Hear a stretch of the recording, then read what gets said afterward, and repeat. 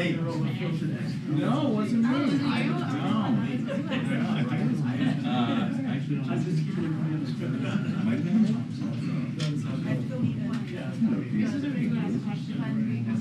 Was not me.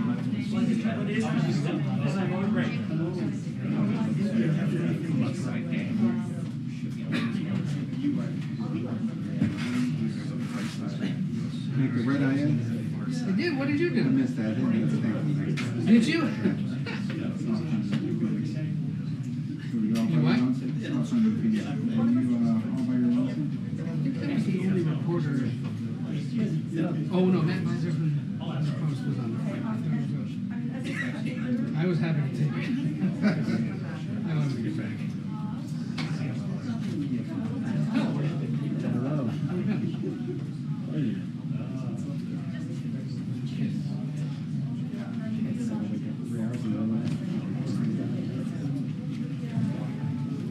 All right, good afternoon, everyone. Okay, a couple of things at the top, and then we'll get started. So today, the First Lady is traveling to Mexico City to lead the U.S. presidential delegation for the inauguration of Claudia Sheinbaum. The visit will highlight the Biden-Harris administration's commitment to strengthening the partnership between the United States and Mexico. Our countries have a strong and productive partnership, and we look forward to building on the relationship under the new president of Mexico to advance our shared priorities. As you heard from the president earlier today, we are focused on doing everything we can to deliver critical resources to communities impacted by Hurricane Helene. To date, the president has approved requests for federal assistance for 7 states, including 3 major disaster declaration requests from North Carolina and South Carolina, as well as Florida. Over the last several days, we have read out consistent briefings that the president has received from his team, including FEMA Administrator Deanne Criswell and his Homeland Security Advisor, Liz Sherwood-Randall, who is here with us today, as you can see to my right. The president also spoke with North Carolina Governor Ray Cooper and Georgia Governor Brian Kemp, along with other state and local officials in the impacted areas to offer further assistance as needed. This afternoon at 3:30, FEMA Administrator Criswell and Governor Cooper will hold a press conference on the latest operational updates out of North Carolina. In the 4 p.m. hour, Criswell and Governor Cooper will brief President Biden, and then he will have an oval spray to read out additional updates to the pool. And later this afternoon, the Vice President will receive an in-person briefing at FEMA later today, as you all know. As the President said earlier today, the nation has your back, and the Biden-Harris administration will be with you as long as it takes. With that, it's my pleasure to welcome back LSR, as we call her here affectionately. Thanks, Karine. I'm going to move that a little bit, Karine. Why don't I do this? So I know you have a lot to share today. Thank you. I do. Out your way. Good afternoon, everyone. I'm here today to brief you on the federal response to Hurricane Helene. But first, I just want to take a moment to acknowledge the lives lost across the region impacted by the hurricane and those survivors whose lives will never be the same. My heart goes out to those who've lost loved ones and those who are worrying about whether their loved ones are still alive. And our administration and our nation is standing with the people impacted by this hurricane. To the disaster survivors across the region, the Biden-Harris administration is committed to supporting you every step of the way as you begin your recovery and you start to heal. For survivors in Florida, North Carolina, and South Carolina, whose governors have requested major disaster declarations, the president approved them immediately over the weekend. And we urge those citizens who are seeking FEMA assistance to sign up for that assistance as quickly as possible. You can do that either by calling 1-800-621-3362, registering on disasterassistance.gov, or by filling out an application on your mobile device through the FEMA app. And that brings me to our response. Under President Biden and Vice President Harris's leadership, we are providing urgent and extensive federal support for the ongoing response and recovery efforts to Hurricane Helene. Over the weekend, at the President's direction, FEMA Administrator Deanne Criswell traveled to Florida on Saturday, to Georgia on Sunday, and today she is in North Carolina, accompanying Governor Cooper in surveying impacts to the affected communities in western North Carolina. The President has asked Deanne Criswell to remain in Asheville, North Carolina, given how acute the situation is on the ground there, and he will receive an update from her this afternoon and from Governor Cooper, in addition to the press conference that the administrator and the governor will hold today. Also, as the President said earlier today, he is committed to traveling to impacted areas later this week, as soon as his presence will not disrupt vital emergency response operations. So, I want to walk you through what happens as we're facing a hurricane predicted to have the kind of impacts that Helene has had. First of all, what we do before a storm. As Helene was developing in the Gulf, the President directed FEMA to pre-position specialized capabilities across the region, including deploying incident management assistance teams to Florida, Georgia, South Carolina, and North Carolina.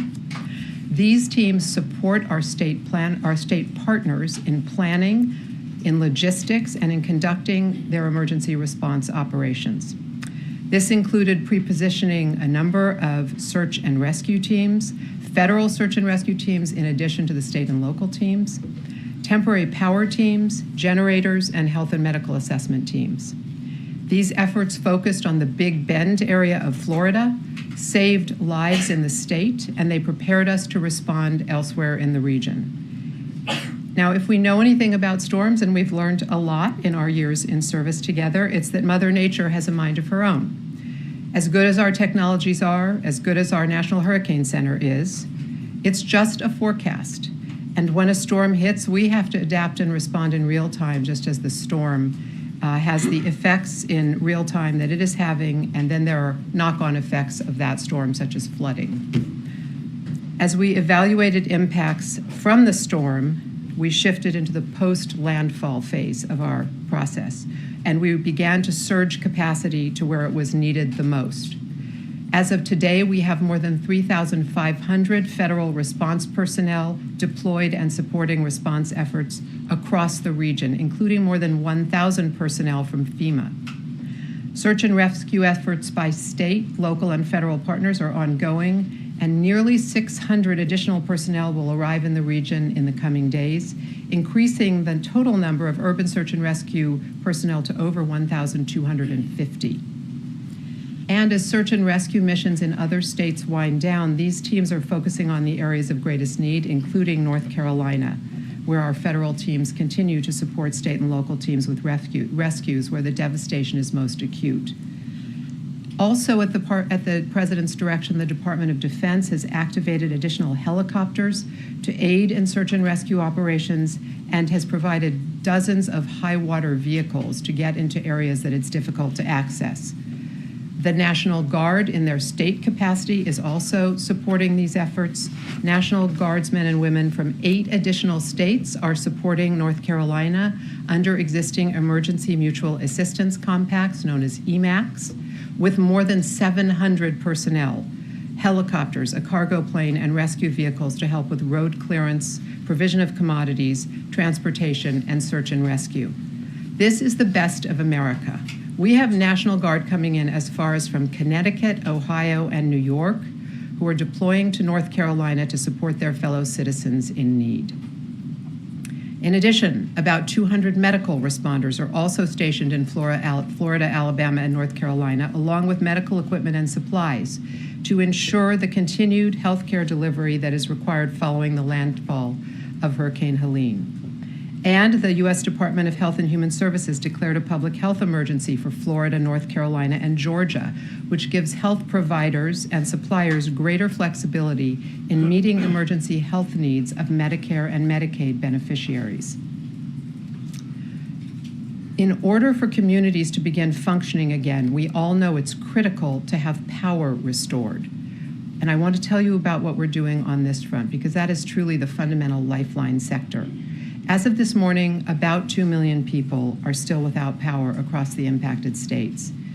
At least 50,000 personnel from 31 states and DC and Canada are responding to power outages throughout the region via established mutual assistance agreements between utilities and working around the clock throughout parts of Florida, Georgia, North Carolina, and South Carolina to restore power to those communities that can receive it, where the infrastructure can take power on the lines. FEMA and the U.S. Army Corps of Engineers are also making available generators of many different sizes that are ready to be deployed upon the request of any state. And as power is being restored throughout parts of Florida and Georgia, power crews are being moved into other states to assist with additional restoration efforts. We see power outage numbers improving where restoration teams are able to gain access to communities and the debris is cleared. Once we get power restored, we can then get a lot of other things working again. Utilities, water utilities in particular, communication systems, medical and healthcare facilities are those capabilities that depend, of course, on a source of power supply to function. We're also very focused on restoring communications capabilities. FEMA, the FCC, and private telecommunications providers are working together to help restore temporary communications as quickly as possible by establishing temporary cell sites and allowing for roaming where possible, where a resident can connect to any network available even if they aren't subscribed to that network. Today, FEMA will install 30 Starlink receivers in Western North Carolina to provide immediate connectivity for those in greatest need. We're also very focused on how we reach survivors at their point of need. This has been a lesson we have learned from the beginning of President Biden's presidency, that those who most need the help have the hardest time accessing that help. And he has directed us to work to evolve FEMA practices so we can really get to those who need us the most. In states that have requested and have received major disaster declarations, FEMA is expediting the delivery of its serious needs assistance, which is an immediate $750 direct payment to eligible households to allow them to pay for essential items like food, baby formula, water, medications, and other emergency supplies. This is not the full extent of FEMA assistance to individuals, but it's the first element of it that becomes immediately available with a major disaster declaration. And it gets people cash when they're absolutely desperate for it. In addition, survivors who register for the FEMA Individual Assistance Program will be eligible to receive assistance to help repair their homes, cars, and other personal property in conjunction with their own insurance policies. FEMA is working, as it always does, to open disaster recovery centers in impacted communities. What's important about these centers is they aggregate federal support in one place. It used to be the case that survivors had to go to multiple different departments and agencies to find out what kind of help they could get access to. What we do is we put everyone together either in a standing building that survived the natural disaster or in a trailer if that's necessary. For example, we've opened 3 disaster recovery centers today in Manatee County, Sarasota County, and Hillsborough County, Florida. If survivors cannot get to such a facility, and we think that will likely be the place in a place like Asheville and its surrounding areas, we send people door to door. FEMA literally goes knocking with an iPad in hand so they can help people register for the assistance they need because they may not have power, their cell phone may have run out, and they need someone to help them get registered quickly. In North Carolina, we're focused right now on clearing roads and removing debris, restoring communications and power, and ensuring access to health care and the continued flow of commodities and food, commodities like food and water, to where they're most needed. Today, we've heard they've reopened 220 roads, which will help enable responders and critical commodities to begin moving via ground transportation. While FEMA has been at the forefront of the response, and it's very meaningful to have them on the ground, they serve as the coordinator of the orchestra of a wide-ranging federal response, and that's something a lot of people don't understand. What FEMA does is it mission assigns, that's the term of art, quote, mission assigns, roles and responsibilities across our government in the wake of a disaster. And so what they do is coordinate the identification of and delivery of those resources when they're needed and where they're needed. I want to go through some of what other departments and agencies are doing so you can hear the full scope of the federal response, which gives more clarity than just saying FEMA is doing this. The U.S. Army Corps of Engineers deployed power restoration teams, including in Buncombe County, North Carolina, where Asheville is located, for temporary emergency power, debris removal, and infrastructure assessment, including for dams throughout the region. The Department of Defense has mobilized 22 helicopters in support to response in western North Carolina. Staged at Fort Liberty in North Carolina, there are multiple helicopters available to support air bridge operations to move personnel and necessary supplies and equipment into the disaster area. 4 helicopters from DoD are actively supporting the urgent search and rescue operations that are ongoing in western North Carolina. The other 18 are helping to move response personnel and deliver critical commodities and support into remote and isolated communities that are not accessible by road right now. DoD has also made available, as I mentioned, 30 high-water vehicles available for search and rescue and has set up 5 incident support bases across the region to continue providing support to those who need it in the surrounding areas. The U.S. Coast Guard has thousands of personnel working on response efforts and is conducting post-storm assessments to support the rapid reopening of impacted ports in Florida. The U.S. Department of Energy has responders deployed across the region, primarily in the state emergency operations centers. While I noted that power restoration numbers are trending in the right direction, it's important to remember that these will be complex multi-day efforts in many locations due to the extent of damage and the ongoing access issues. Utilities are facing widespread flooding and debris that is impeding access to damaged infrastructure. And one of the things we've learned in prior incidents like this is it's really important to set public expectations about when they can anticipate that power will return so that they take the necessary steps to be safe and to secure additional support, for example, moving into a shelter if power isn't going to come on for some time where they live.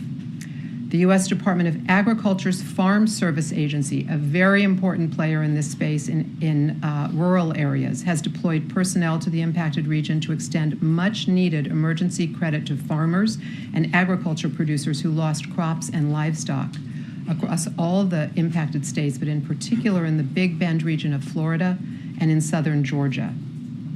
The Environmental Protection Agency has personnel on the ground who are offering technical assistance and guidance on water systems, which have been significantly damaged in a number of locations, on debris management, and on maintaining critical public health and environmental protections as storm impacts are assessed.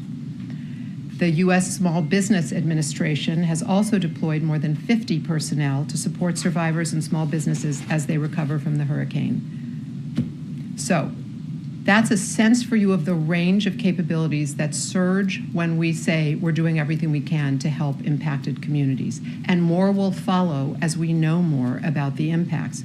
We honestly don't know the full extent of the damage. It probably will take several more days as communities begin to be opened up by the debris clearance on the roads, and we can get in and really understand what's happened to them. Unfortunately, we know that the first information we receive is often wrong in the wake of a disaster, and that the early days are brutally hard for the people who are in the most heavily impacted communities. Since 2021, we have seen this play out across the nation, from Florida to California to Maui, from Kentucky to New York. As the President has directed, we will do everything we can first to save lives, alleviate suffering, and help communities to recover and eventually rebuild. And we will focus especially on survivors who have the hardest time accessing the help we can provide, as I noted, because as Americans, we are all in this together. Thank you for giving me a chance to lay that down for you, and I'm glad to take a few questions. All right, and LSR has to go see the POTUS pretty soon. Thanks very much. Liz, a couple different topics. One, you talked about people's inability to communicate because of lack of power, et cetera. Can you give us any sense of how, whether you're working with mobile phone companies or the private sector at all to help boost the ability to communicate? And secondly, do you have any sense now of where the death toll is going and what the cost of rebuilding will be? So on the effort to get communications restored. We work with, not personally, but FEMA works with the FCC and with private sector companies. All of the major providers participate in this. And as you heard me say, if you're not, let's imagine, a customer of AT&T, but Verizon is able to get some coverage in your region, you'll get free roaming in order to get access. We're also moving in Starlink receivers, as I said, because we need more capability where we think it will be a while before any of those cell towers that we would normally be dependent upon will be working again. So we have a multi-pronged effort when we need to get communications capabilities involving a variety of technologies. Some of them are more novel solutions, some of them are more traditional. I'll just say on the death count you asked about. So the current data we have is that it looks like there could be as many as 600 lost lives. But we don't have any confirmation of that. We know there are 600 who are either lost or unaccounted for. And so that work is ongoing. I'll caution you, because we've seen this before, those numbers vary widely. There's a lot of reporting that doesn't add up about the numbers. And so while we may see the numbers go up, as we get to more locations that have not yet been fully developed in terms of disaster immediate emergency response operations, we may see more people who unfortunately perished. But we may also not see the numbers skyrocket as people have predicted they might. So I would just urge you to wait until we have the facts, and we'll report them to you as we have them. Thanks, Liz. You mentioned that in the run-up to the storm, the focus of the preparations on the Big Bend area of Florida, and then it moved as the storm moved inland. Were you surprised by the impacts, particularly on the flooding side? Was there something wrong in the forecast that you should have pre-positioned assets differently to prepare for this sort of situation? I know that there'll be time for an after-action report later, but are you now at the point of where now you're kicking yourself that you didn't do something, Thursday or Friday? So we can never know exactly where a storm will go. Of course, we will do, with our colleagues who do the weather predictions, an analysis of what we knew and what we didn't know and how that evolved. We were very concerned about a major hit on a city like Tallahassee, which could have catastrophic impacts. When the storms make landfall, as you know, they're at their highest velocity. The force of a hurricane when it makes land is very powerful. It usually reduces in strength as it moves over land. So that initial landfall place in the Big Bend was a major concern for us. But we were also worried about the storm moving into other areas and having significant wind effects and flooding effects. And that's what we briefed to the president as we saw the storm moving in our direction, in the direction of the southeastern United States. And we kept him apprised as we saw the evolution moving north through a variety of states. We can't know everything in advance, and one of the reasons we surge capabilities into the region is then to be able to get them closer. They can't be in the spot the hurricane is going to hit in advance. They have to be in a location in which they wouldn't be affected and then move in. So having the resources in the southeast already was very beneficial for all the states in the region. And you mentioned the importance of setting expectations, right? So for the folks who are in the affected areas who are able to consume this now, hopefully, to the extent that they can, how long should they be expecting to wait now to access, their basic needs, power, water, food, shelter, until the federal government can provide that for them? Well, we are moving now to get food and water, medical supplies, and other essential survival needs into the most devastated areas in North Carolina. That's what I described about using DoD helicopters, for example, to move into areas which are not accessible by ground. I was referencing the point that I think we all experience this when the power goes out.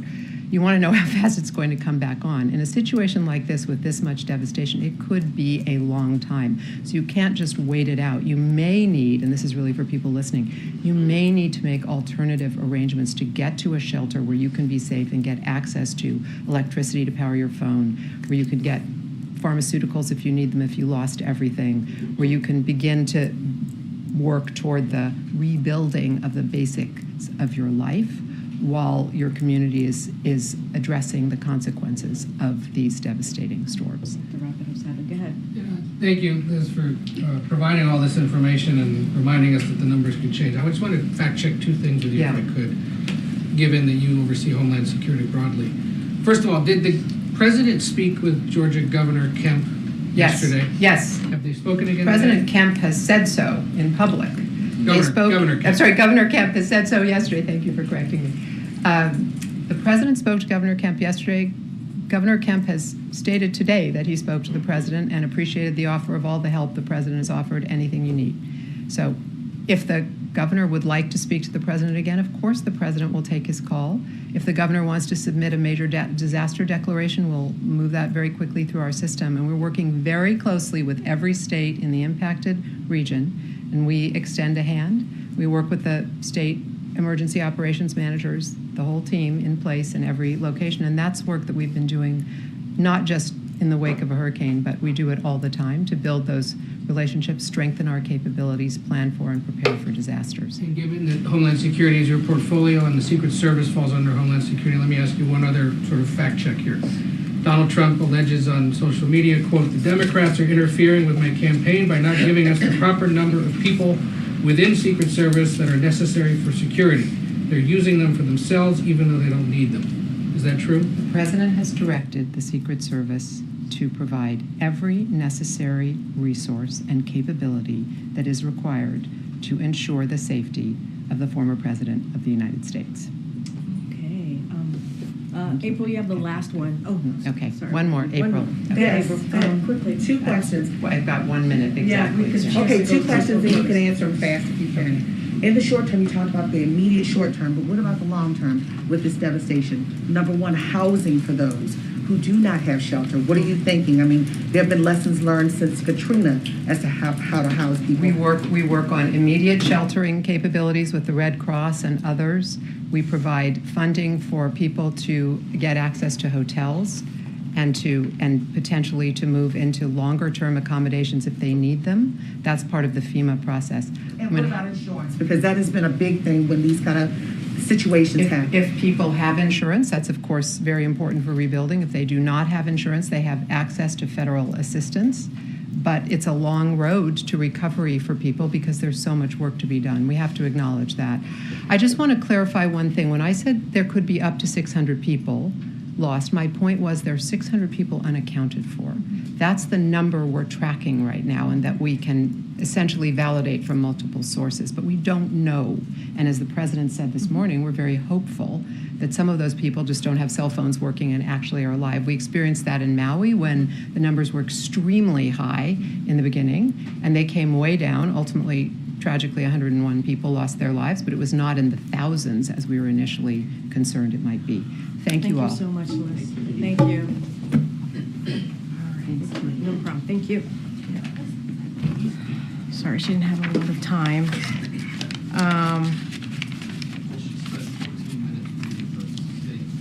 Well, it was 14 minutes of laying down for the American people, not just for all of you, of how this works. We have people who are indeed suffering and waiting and wanting to hear, not just from the local government, the state government, but also from the federal government. What are we doing, right? What are we doing to help them and how we're working together? And I think what you just heard from Liz is how we're working in tandem together with local, state, and federal government to help the people in North Carolina, Georgia, and Florida. And I think that matters. I think that matters. And I think it's important for them to hear from the people who are actually doing the work.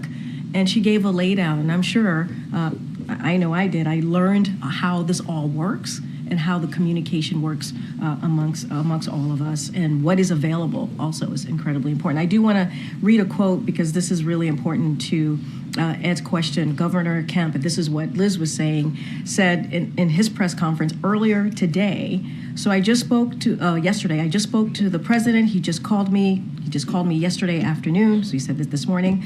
I missed him and called him right back. And he just said, hey, what do you need? And I told him, you know, we got what we need. We'll work through the federal process. He offered, and if there's other things we need, just to call him directly, which I appreciate that. That was a quote directly from Governor Kemp. So this is to continue the fact checking that Ed asked us to do. All right, go ahead. Thanks, Karine. Overseas, what is the level of knowledge that the U.S. has about Israel's intentions on its northern border? Has the U.S. been briefed on specific operational plans to launch some sort of ground incursion into Lebanon? So, look, I'm not going to get into private diplomatic conversations from here. Certainly would refer to the IDF to speak to their own military operations and their plans, as we normally do. But we do understand that the strategic purpose of this is to make sure that Hezbollah cannot maintain the capacity to attack Israeli communities from the immediate opposite side of the border. And so that is our understanding, but I'm not going to go into specifics of our diplomatic conversations Is here. that a goal that the president and this administration is supportive of? Look, what we will say and what I will say to you, and we say this all the time, this is nothing new, that Israel has a right to defend itself against Hezbollah, against Iran-backed groups. We're talking about Hezbollah, Hamas, the Houthis. And so we are in constant discussion with the Israelis on the best way to move forward. And we would certainly refer you to any, as I said seconds ago, to the Israelis on their own ground operation. Of course, we want to see a ceasefire. That would give us the space, as we have been saying, of diplomacy and enable citizens, right, to go back to their homes on both sides. And ultimately, a diplomatic resolution is what we want to see and what we want to make sure is that is in place. And we're going to certainly continue to have those conversations with Israelis and others on how to make that happen. And then just briefly, the president this morning said he was anticipating needing a supplemental for disaster relief. And he would send that. When will he send that to the Hill? And does he have a dollar figure in mind yet? And so, look, you know that we provided a robust emergency supplemental for the CR, right? For the CR that didn't go through, that didn't make it. And so we're going to continue to have those conversations. We are disappointed that didn't go through. We're going to continue to have this conversation. As the president said, we're in constant communications with members in Congress, and we want to make sure that they move quickly on this. I don't have details or specifics, but we did provide a robust requests on more additional funding for these types of emergencies to continue that, and it didn't go through. And we were certainly disappointed to see that. Okay, right behind. Yeah. If he does decide to ask for a supplemental, will he have to call Congress back, or is there another way to do it? The president was asked about that, Yeah, and he just said it's something that certainly he is considering. I just don't have anything. I'm not going to get too much into hypotheticals.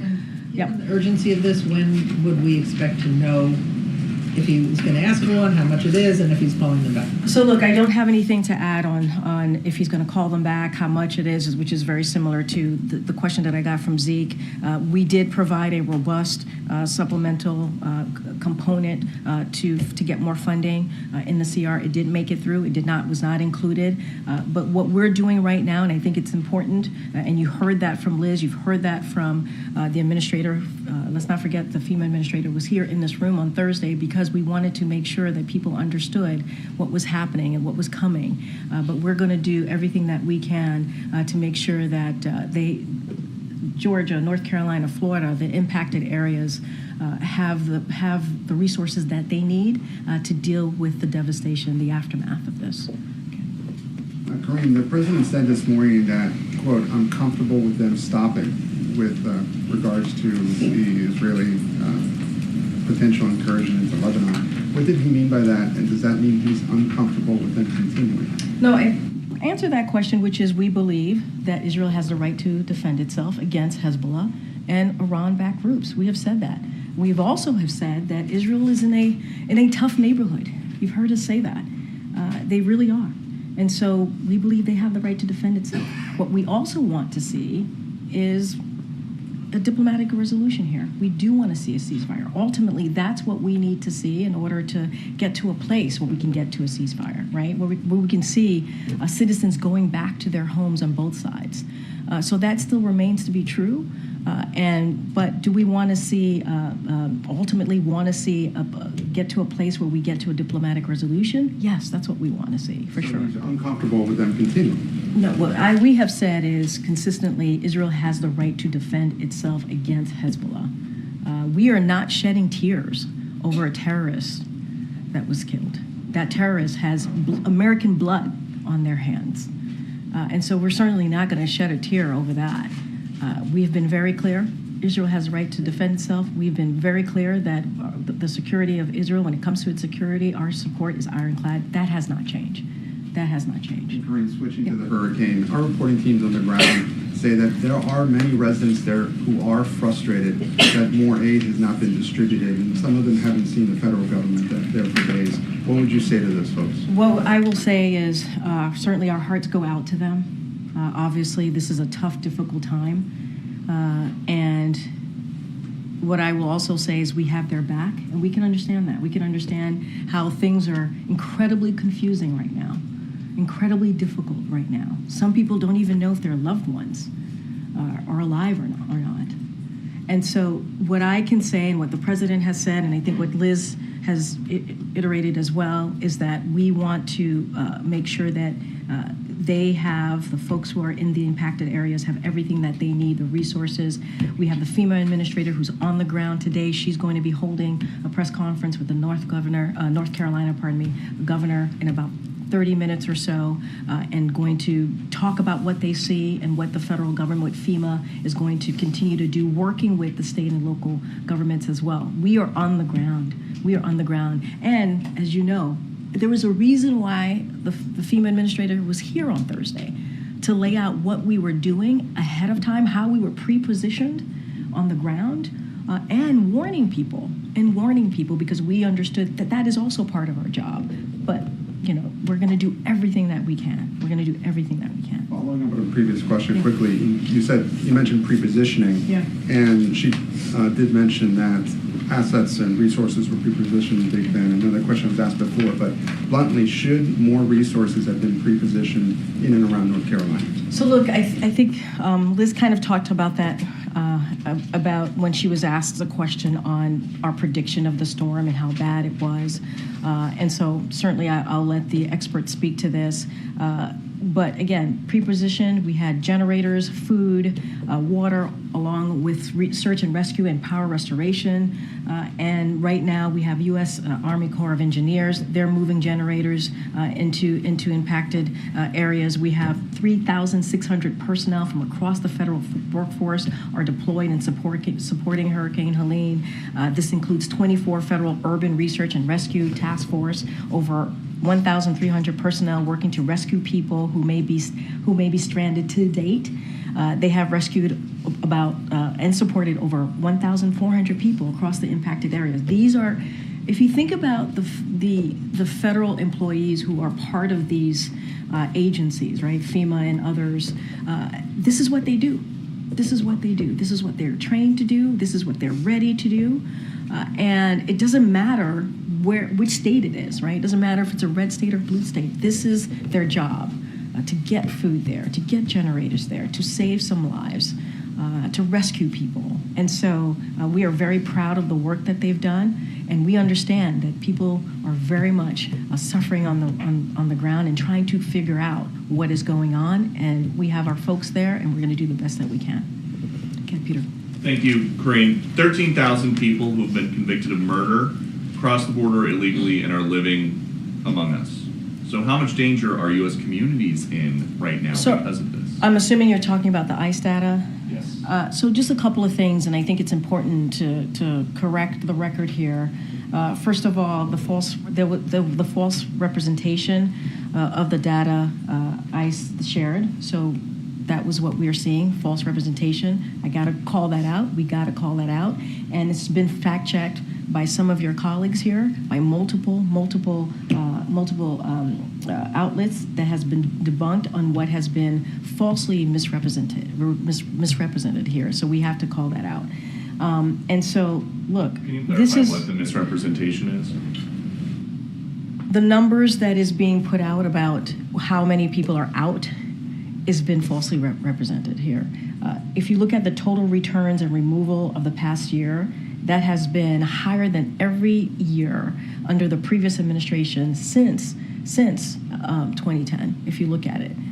And if we're going to report something, a data that's out there, we got to do it in a way that is not confusing the American people and certainly not lying. And so this has been fact-checked. And so this is the way that is being falsely represented here is just not okay. And they'll got to be really clear about that. On Helene, people in Western North Carolina were drowning in their houses this weekend. Others were losing everything. President Biden was at his beach house, and Vice President Harris was hosting political fundraisers on the West Coast. Is there a reason that they could not be here? The president did exactly what a president in this moment needs to do, which is directing his team to take action. One of the reasons that the FEMA administrator was here in this room on Thursday is the president wanted to make sure that we were sending a message out to folks who were going to be impacted by the hurricane, and also wanted her to share how we were pre-positioning on the ground. Remember, these are folks who do this type of stuff.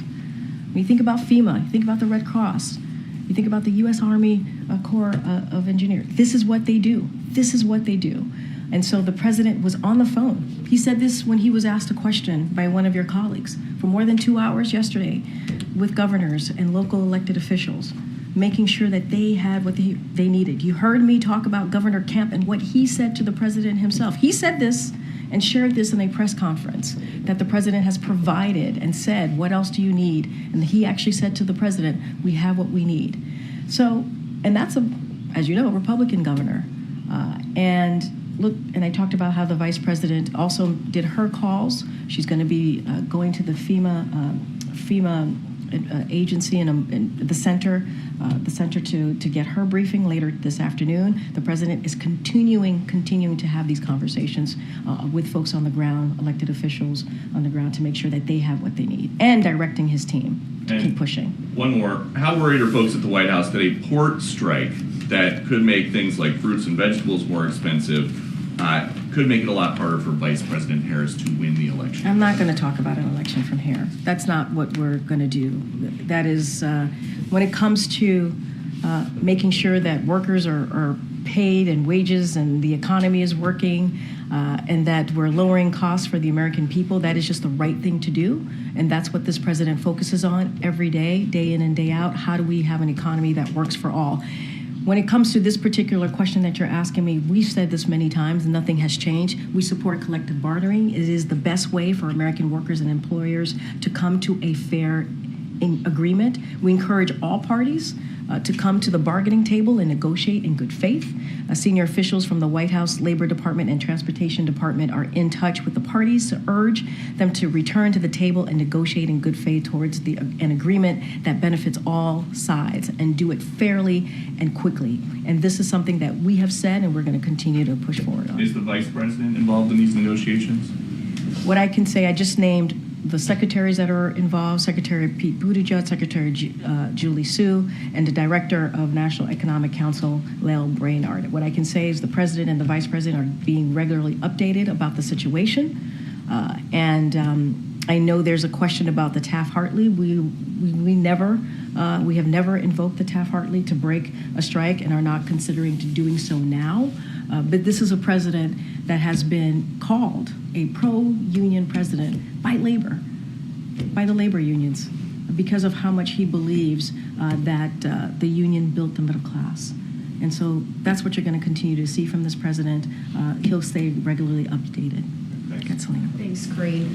Former President Donald Trump is in Georgia, in a region that's been hard hit. Now, given all the security that's needed to accommodate him, is his visit putting a strain on resources there or impacting relief efforts? Here's what I can say, and he's heard this from this president earlier today in his remarks, where he said he will visit the impacted communities this week and is taking caution. He's taking caution to avoid using critical resources that is needed right now on the road, on the ground, that people need. And so that should be everyone's top consideration right now. That's what we should be doing. That's what we should be focusing, and I'll leave it there. So were there any requests for Trump to delay his visit? I'm not getting into any more than what I just stated. The president has been really clear about how he sees his presence on the ground. As you know, when the president traveled, it's a big footprint.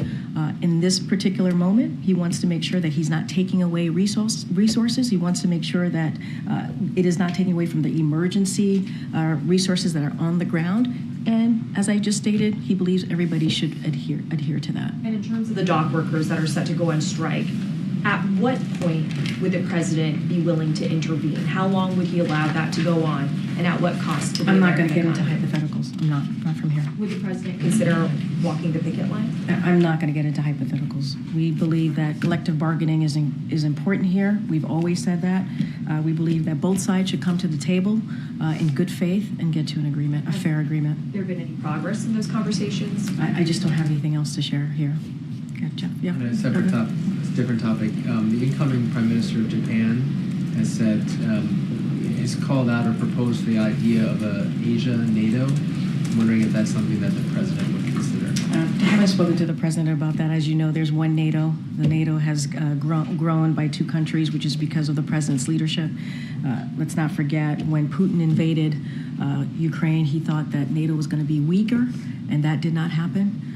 The president certainly was able to make NATO stronger because of his leadership, and that's going to be what we're going to focus on. He's suggesting a separate alliance that would involve Asian No, countries. He no, I also hear- said I the heard idea you. of putting Japanese troops on Guam. I don't know if that's something the president would consider. Just not something that I've spoken directly to the president about. What I can say is what the president has done with the current NATO and making it stronger. And it has been important. If you think about Ukraine, if you think about what Ukraine has been trying to do over the almost 3 years, which is certainly fight for their sovereignty and fight for their democracy, which is something that we're going to continue to support Ukraine and those NATO countries as well, which is much stronger than Putin ever thought they would be in this time. Thank you, Karine. First on the Middle East, Prime Minister Netanyahu is expected to convene his war cabinet this evening to chart next steps. What has President Biden communicated that the U.S. would hope they decide to do? Look, I'm not going to comment or get into hypotheticals about decisions that Israeli government are making or IDF is making. Certainly would let them speak for themselves. We have been very clear Israel has the right to defend itself, especially against these Iran-backed groups, including Hezbollah, Hamas, and the Houthis. We will continue to have those direct conversations with them, but IDF, Israel government, can certainly speak to that. And also have conversations, continue our diplomatic conversations on the right way forward or the path forward. I just don't have anything else to share. A lot of those diplomatic conversations happened over the weekend as Israel was conducting these raids in Lebanon. Is the outcome one that those diplomatic conversations were discussing? I mean, were U.S. officials offering their support for the way that Israel proceeded? What I can say is that not going to speak to private diplomatic conversation. What I said moments ago, which is we understand the strategic purpose of this is to make sure that Hezbollah cannot maintain the capacity to attack Israeli communities from the immediate opposite side of the border. That's what we understand. I'm just not going to get into specifics or into diplomatic conversations from here. It's now been 5 days, though, since the U.S. and Western allies publicized the discussions over this 21-day ceasefire proposal. Is there still any hope that gets put together? As you know, this is a president that's hopeful and optimistic, and you hear him say that. Given the conversations that are happening. You asked me if that is hopeful, right? So, look, we believe the way to get to a ceasefire is to have this diplomatic resolution, to get us some space, to have a diplomatic solution. That's ultimately the way to get there. And so we understand that we need a ceasefire in Lebanon to provide that space for diplomacy. That's what we're going to continue to have discussions. Those discussions to continue with Israel. So that is what we're going to focus on. And what we want to see is a de-escalation. That's what we've been saying. We want to see a de-escalation. Okay. Thank you, Karine. You mentioned that the Vice President is going to be coming back and having a briefing at FEMA later today about Helene. About 4 o'clock, I think. Yeah. Could you give us a sense for what she has been doing so far in response to this hurricane? Is she in briefings with the President? Is she getting briefed separately? And what is her role going to be going forward? What I can say is that she is certainly has been kept briefed on the situation and certainly the affected areas, the aftermath. She's going to get a briefing directly at the FEMA Center when she gets back. She didn't continue with some of her campaign activities today because she wanted to make sure to get back and go to the FEMA Center. Anything else? And I know she's had conversations with elected officials on the ground in those impacted areas. I would have to refer you to her team to get more specifics on what else. The question about one of the policies that the Vice President rolled out on Friday about immigration, she said she would go further than what the President has done with executive action to limit asylum access at the border. Do you have any response to that? Is that the position of the White House, that the administration should be going further than what you've done so far? So I think, look, when it comes to, I got to be careful, campaign policy announced, so going to certainly let the campaign speak specifically about what they're announcing and what they're looking to do on their side of things. But we've always said, and we've also, whether it's the economy, whether it's the border, that the Vice President was going to build upon what we have been able to do. That is, the good work that we've been able to do together, whether it's the economy, healthcare, getting some of these historic pieces of legislation passed that's going to help Americans for generations to come. We also understand and see, and what she's been able to do is build on the success. And so I think that's what you're seeing from the Vice President. And this is a Vice President that has been a critical partner to this President over the last 3.5 years. And so we look forward to see what she's going to be doing down the road. Go ahead, April. Karine, I'll call you afterwards. Go ahead, April. The issue of Angola. Why Angola for President Biden now, specifically as other presidents have gone to other countries, and Angola is like something totally new since the Clinton administration for U.S. president? So a couple of things. So he's going to be holding a bilateral and multilateral meetings to discuss increased collaboration of shared priorities, including a signature project of the G7 Partnership for Global Infrastructure and Investment, PGI, Africa's first transcontinental open access rail network that starts in Lobito and ultimately will connect the Atlantic Ocean to the Indian Ocean. I think that's a pretty important reason why to go to Angola. This will be the first visit of a president to Angola. That's also, I think, important to note as well. And so we're going to celebrate the evolution of the U.S.-Angola relationship, underscore the United States' continued commitment to African partners, and demonstrate how those type of collaborative partnerships can solve shared challenges that both countries have. So anything on oil by any chance, since Angola is oil rich, and also, yeah. What about the considerations about some of the other countries like Nigeria or South Africa? Those have been Ghana, Uganda. Those have been some places the presidents of Rwanda. I hear you. Yeah. So look, he's going to be abroad from the 10th to the 15th of October. We're going to go to Berlin, Germany, and then we're going to stop over in Angola. I just laid out the PGI, the important connection there that Angola has to an initiative that the president created. And I think that is right there, that connection with the Atlantic Ocean to the Indian Ocean that Angola is going to play a big role is important. It's going to make a difference in that region. And this is also, again, part of the president's initiative that he created. And no other president has been there. No other president has been to Angola.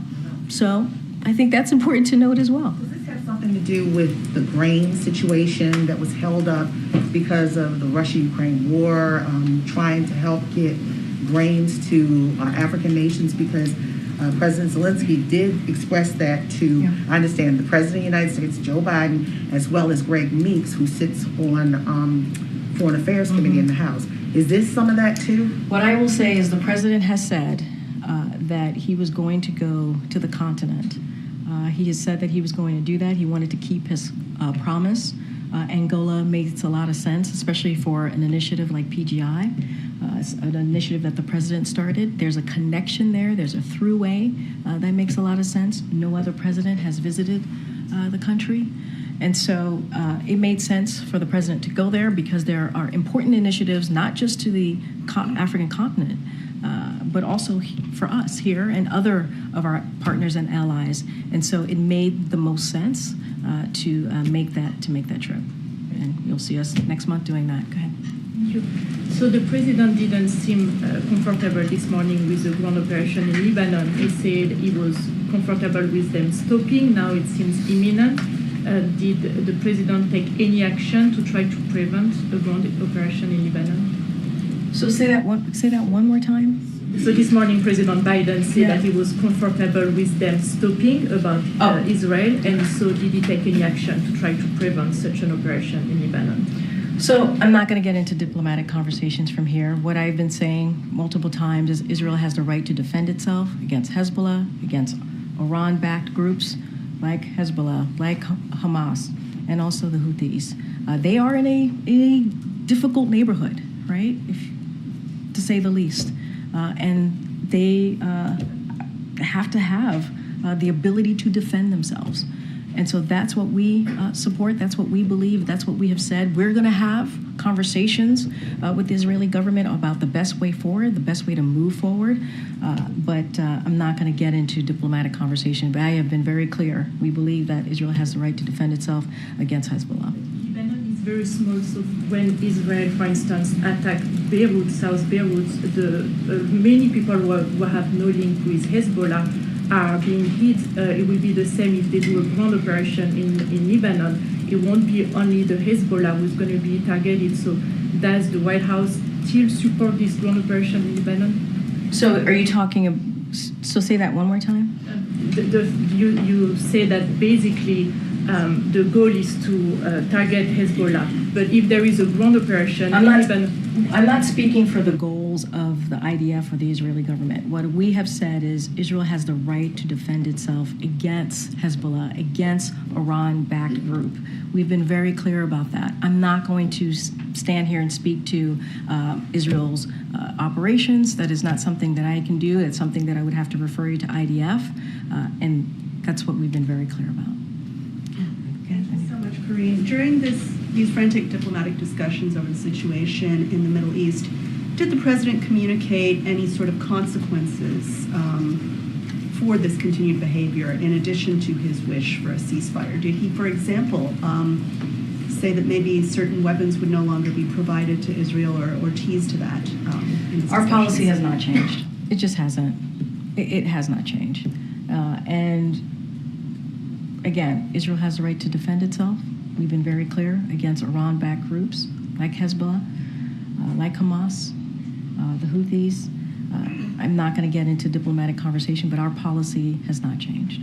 Okay, on Taiwan yesterday, the president announced the largest ever military drawdown for Taiwan. What is what was the purpose of this? What was his thinking? And is this intended to, what was the message he was sending with that decision? And is it meant to kind of hold Taiwan over in case there is, for example, a change of leadership in the United States? What's the point of this? So our overreaching goal remains the same, right? And we have said that, maintain peace and stability across the Taiwan Strait. That is our goal.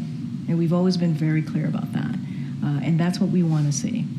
So I'm asking specifically about the timing of this. This comes at the end of his presidency, and this is the largest ever military drawdown. What does that communicate? So look, I think if you think about the drawdown, it is pretty much consistent with our longstanding one China policy. So I want to make that clear. It has not changed, and it remains the guide by the Taiwan Relations Act, 3 joint communiques and 6 assurances. Again, our overreaching goal is to continue to maintain the peace and stability across the Taiwan Strait, and that is something that we have been focused on over the last 3.5 years, and we're continuing to do this. But the administration use of the PDA for Taiwan is one example of our continued commitment to help Taiwan maintain a sufficient self-defense capability. And so that's what we've been continuing and trying to do. And so that's how I would look at the Taiwan PDA. Have they communicated how they feel about this? I would refer you to them. I know that the president said that he would not intervene in the dock workers strike, and he cited his concern that he doesn't believe in Taft-Hartley. But we have seen him intervene in other ways in previous situations like this. With the rail situation, he asked Congress to intervene and stop that potential strike. When he said no, yesterday. Was he also saying that asking Congress to intervene and stop a potential strike was off the table? I mean, look, Congress does what Congress is going to do, regardless of what the president says. What I will say is the message of the president has been very clear. Our message has been very clear. We support collective bargaining. That's what we've been clear about. I've mentioned Secretary Buttigieg, Secretary Liu. We have our NEC director who's been in touch with both parties. And what we have been encouraging to do, and this is something that we've been pretty consistent. What I'm saying here, we've said before, which is we believe both parties should come to the table in good faith, and so to come to a fair agreement. This is something that we've also been consistent about. Look, we're going to continue to send that message and urge them to come to a fair agreement. But is he prepared to ask Congress to intervene, or is I'm not going to get into hypotheticals from here. What we have made our message very clear, very clear.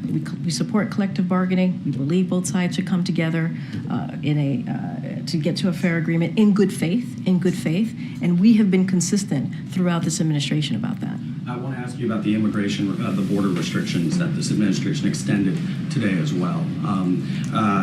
The immigration advocacy organizations have come out to hear justice, said this was death by 1,000 cuts for migrants. I've heard criticism as well from immigration advocates saying that this is ignoring the asylum statute. So I guess just a response to those comments. But then secondly, just the timing for this. I mean, the administration clearly is benefiting from this executive action and obviously likes it if it's extending it. So why not do it sooner? But I know you follow this very closely. You know that we've taken multiple executive actions throughout the last 3.5 years. You know that we've tried to do this in a legislative fashion, right? To make this, to get it to a policy, a legislation that actually, we do it in a bipartisan way, that actually deals with a broken immigration system, and we have been stopped over and over again by Republicans. Sure. It was clear that that Senate bill was going to get stopped earlier this year, January, March. This extension we have not seen until now, and then we didn't see the executive action until just June. A couple months ago, Well, right? June, no, in the you're summer, right. in the summer. So now, with this extension, this is going to carry this out beyond the election. Mm-hmm. So if the administration stance is that this should continue for the months ahead, basically effectively curtailing asylum in ways we have not seen, why not take this action sooner? And then just also a response to the criticism too. So a couple of things. We have tried to do this in a way where there was legislative action, right? And to do this in a way by having bipartisan conversation, working with senators, and doing this in a way that will benefit Americans, and do it in a way, obviously, that we put it into law, and we're trying to begin the process of fixing a broken immigration. That's the way the president actually wants to do it. He did. That's the way he wants to do it. And we took time to do that. And we believe it was going to move forward. This is Senate. We're working with Republican senators here to get that done. And they voted against, to your point, against their own bill twice, because of the former president saying this was going to, I get part of your question to me, it was going to help Joe Biden. It's going to help Democrats. That's what the former president said. When it comes to this announcement that we just had about the final rule, it was a 2-month process. Let's not forget, when the president made the announcement in June, DHS and DOJ had a 2-month process, right, to get feedback, to get responses on the rule, and now we secured that final rule, and so that's the action that you saw from DOJ and DHS. But we actually want to do this a different way. We do. We want to do it in a bipartisan legislative way. You know this president. He believes reaching across the aisle is an important thing to do. We've been able to get bipartisan legislation done. They got in the way. They negotiated with us, meaning the senators, Republican senators negotiated with us. We came up with a bipartisan solution. If the president has signed, was able to sign that solution, that legislation, it would have been the toughest and fairest immigration law that we have seen in some time, and it would have started the process of fixing a broken immigration system that has been broken for decades. That is the way the president actually wants to do this. And as you know, majority of Americans want us to fix the border. They do. And we tried. And this is the path that we went down, because Republicans in Congress didn't want to work with us. Good, Karen. Student loan borrowers have had a grace period over the past year where they weren't going to face delinquency if they didn't pay their loans. But tomorrow's October 1st, so that ends tomorrow. Is the administration expecting or concerned about a potential wave of delinquencies for borrowers who haven't been paying their loans over the last year? So, as you know, this has been, when it comes to student loan and giving borrowers a little bit of breathing room, this is something that the president had been wanting to do for some time. We were blocked. The president took additional actions, took historic action to provide that student loan relief and to support borrowers facing financial hardship in the wake of a one-in-a-century pandemic. The Department of Education paused loan payments as the economy recovered. So, as you just stated, it hasn't expired. It's been 12 months. And so for those who, to your question, for those who are still facing challenges returning to repayment, the department has implemented an aggressive strategy to support borrowers, including creating the Fresh Start program that allowed borrowers in default to become current on their payments, launching an information campaign to engage borrowers at a high risk of delinquency and helping borrowers enroll in IDR plans and the lowest monthly payments as well. So there's plans out there. There's ways to support some of these borrowers who feel like they could be delinquent here. And so we certainly want to help them get to a point where they can start repaying their loans. And so the Department of Education has certainly made that a priority as well. All right, I know we have to wrap it up. Go ahead. One last try on Lebanon, just to be clear. On the one hand, the president is calling for a ceasefire. On the other hand, you're saying that Israel has a right to defend itself by targeting Hezbollah. So how does it work? Say, who do you negotiate a ceasefire with when at the same time the Israelis have just informed the United States that they are indeed launching limited ground operations? So a couple of things, and both things can be true, and this is what's happening right now in the region. And I've said this multiple times, Israel is living and is in a really tough neighborhood. And they have to be able to defend themselves against Hezbollah, against the Houthis, against Hamas. And that is the reality. That is the reality that they are living in. And that's what we have been very clear about, making sure that our that we support for Israel's security is ironclad, and that's what you'll continue to see from this administration. At the same time, we do want to de-escalate. At the same time, we want to see that. And ultimately, we believe in a way to get to a ceasefire, to de-escalate, is to create a space, is to get to a ceasefire so we can create a space for diplomatic conversations. And in this case, that's what you're seeing. We're still talking to Israel. We're still having those conversations. That has not stopped.